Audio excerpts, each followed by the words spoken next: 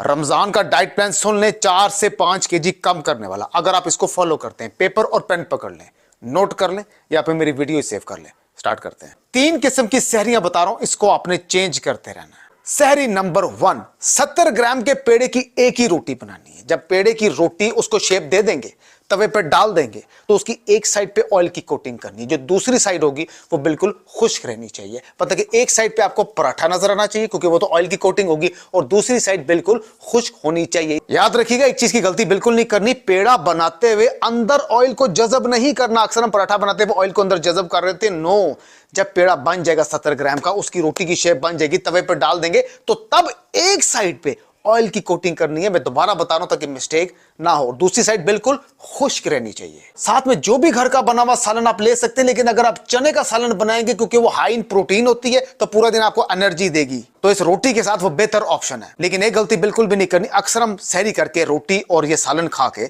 हम बाद में पूरा प्याला दही का पी लेते हैं और उस दही के ऊपर भी चीनी गिरा देते हैं। ये गलती आपने बिल्कुल भी नहीं करनी। दही बस उतना ही साथ खाना है रोटी और सालन के लगा के जितना खाया जाए, बाद में दही का प्याला नहीं पीना। एक और गलती आपने बिल्कुल भी नहीं करनी, अजान शुरू होने से कुछ देर पहले इंसान ज्यादा सारा पानी पी लेता है कि पूरा दिन मुझे प्यास ना लगे। वो जो पानी आपने पीना है 102 से 3 गिलास, वो सहरी करने से 10 से 15 मिनट पहले पीना है, बाद में नहीं पीना। ये पहली सहरी मैंने आपको बता दी है, इसको नोट कर लें। सहरी नंबर 2, आपने 50-50 ग्राम के पेड़े की 2 खुश्क रोटियां बनानी है, साथ में 2 अंडे का ऑमलेट लेकिन बगैर जर्दी के। फिर बता रहा हूं, 2 अंडे का ऑमलेट लेकिन बगैर जर्दी के। लेकिन उस ऑमलेट के अंदर उसको अच्छा करने के लिए उसमें किसी भी किस्म की प्याज, टमाटर, इस तरह की चीजों की फिलिंग कर सकते हैं ताकि टेस्ट में अच्छा लगे। लेकिन व्हाइट नमक का इस्तेमाल बिल्कुल भी नहीं करना, क्योंकि व्हाइट नमक इंसान की बॉडी में जाके उसको फुलाता है। तो उसकी जगह pink Himalaya salt, pink salt होती है, उसका यूज करें। उसके हेल्थ बेनिफिट भी बहुत ज्यादा है। और वो जो 2 अंडे का आप ऑमलेट बनाएंगे बगैर जर्दी के, उसको बनाते हुए ऑयल का इस्तेमाल बहुत कम कीजिएगा। हाँ, अगर नॉन स्टिक पैन में बना रहे तो फिर तो ऑयल का काम ही नहीं है। और अगर दही इसके साथ खाना है तो उतना लगा के खाएं जितना खाया जाए, बाद में दही का पूरा प्याला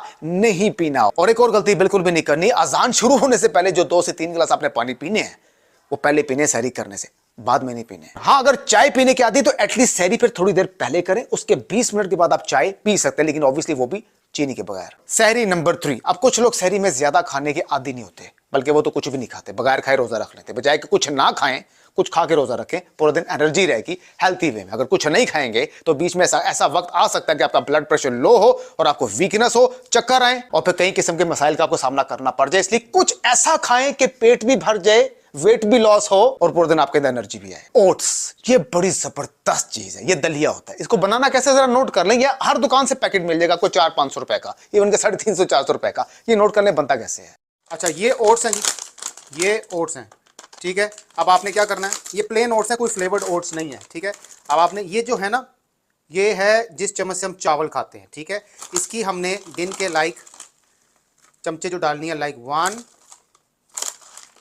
2 3 4, मैक्सिमम 4 चमचे, 5 भी डाल सकते हैं, मैक्सिमम 4 चमचे। आपने 4 चमचे डाल दी ना, इसको आपने फिर 2 कप दूध, ये जो कप है जिससे हम चाय पीते हैं, इसमें 2 कप डालने हैं। अगर 2 कप ज्यादा लगे तो 1.5 कप भी ले सकते हैं और आधा कप पानी भी डाल सकते हैं। डाल दिया, फिर आपने इसको डाल देना है पतीले पे। पतीले पे आपने इसको थोड़ा सा 1 मिनट के लिए गर्म करके दोबारा इस बाउल में डाल देना है, ठीक है। इसको पकाने की जरूरत नहीं, तो ये पके पकाए होते हैं।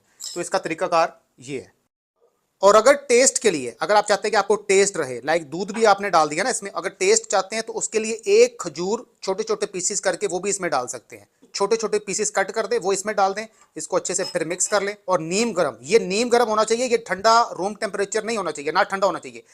ओट्स खाने हैं तो नीम गर्म करके खाने हैं। अब ये 3 किस्म की मैंने आपको सहरियां बता दी है ना। आप आते हैं अफ्तारी की तरफ, लेकिन उससे पहले मैं ये चीज बता दूं कि अगर आप सहरी में चाय पीने के आती हैं तो एटलीस्ट चाय सहरी के 20 मिनट बाद पीजिएगा, तो फिर सहरी आपको थोड़ी सी जल्दी करनी पड़ेगी। अब आते हैं इफ्तारी की तरफ, क्योंकि अब आपके इखलाक का पता लगेगा कि वो कितना अच्छा है। इफ्तारी में 1 गिलास पानी और 1 खजूर से आपने रोजा खोल लिया, और पानी का गिलास 1 ही पीना है। खजूरें बेशक 2 ले सकते हो, उसमें प्रॉब्लम नहीं है, लेकिन पानी का गिलास 1 ही पीना है। क्योंकि पूरा दिन भूखा रह रहे कि जब आप पानी ज्यादा पी लेते हैं तो वो सिर्फ आपका पेट निकालता है, नहीं तो प्यास तो 1 गिलास पानी भी बुझा देती है। अब 1 गिलास पानी और 1 खजूर या 2 खजूरों से आपने रोजा खोल लिया, उसके साथ आपने बाउल में 2 केले और 1 सेब काट के रखने हैं, क्योंकि ये केला और सेब वाहिद फ्रूट है कि पूरा दिन भूखा रहने के बाद अगर आप खाली पेट ये वाला फ्रूट खाते हैं तो आपको तेजाबियत नहीं होती, बल्कि आपके पेट को जल्दी फुल करती है और आपको एनर्जी भी देती है। अब 1 गिलास पानी, 2 खजूरें, 2 केले, 1 सेब, ये आपने खा लिए। ये इफ्तारी करने के बाद आप नमाज पढ़ेंगे। अब नमाज पढ़ने के बाद इंसान को एक ही चीज की तलब होती है कि बस मैं जल्दी से चाय पी लूं,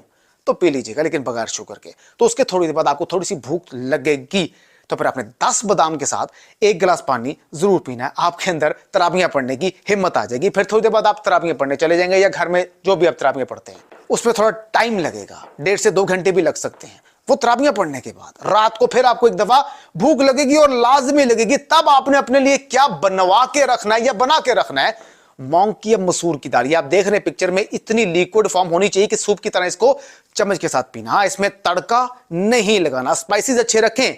मूंग या मसूर की दाल हो वो आपकी मर्जी है, या कोई भी दाल हो वो आपकी मर्जी, लेकिन दाल लेनी है। लेकिन फिर बता रहा हूं, दाल बगैर तड़के के। एक बाउल से पेट ना भरे कोई मसला नहीं, इसका दूसरा बाउल भी पी लें, ये तो जल्दी डाइजेस्ट होने वाली चीज है। बड़ी इंपॉर्टेंट चीज बता रहा हूं, पानी एक ही वक्त में ज्यादा नहीं पीना घबरा के।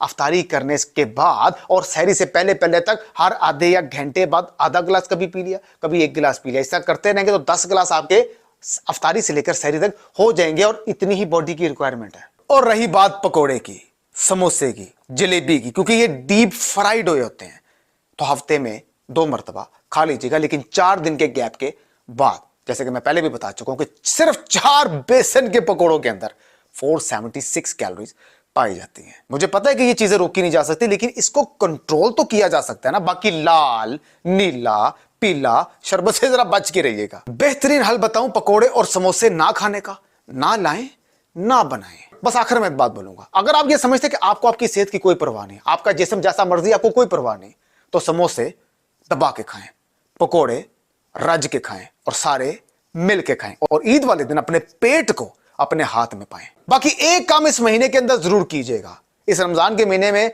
रोजाना किसी गरीब को खाना खिला दें, या किसी के घर में पूरे महीने का या कुछ दिनों का राशन पहुंचाते रहें, क्योंकि वजन तो एक दिन कम हो ही जाएगा, लेकिन ये वक्त हो सकता है दोबारा ना आए। बाकी आप मेरे साथ जुड़े रहें, क्योंकि मैंने रमजान में आपको बताना है ना कि एक्सरसाइज कब करनी, क्या करनी, कैसे करनी। मिलते हैं नेक्स्ट वीडियो।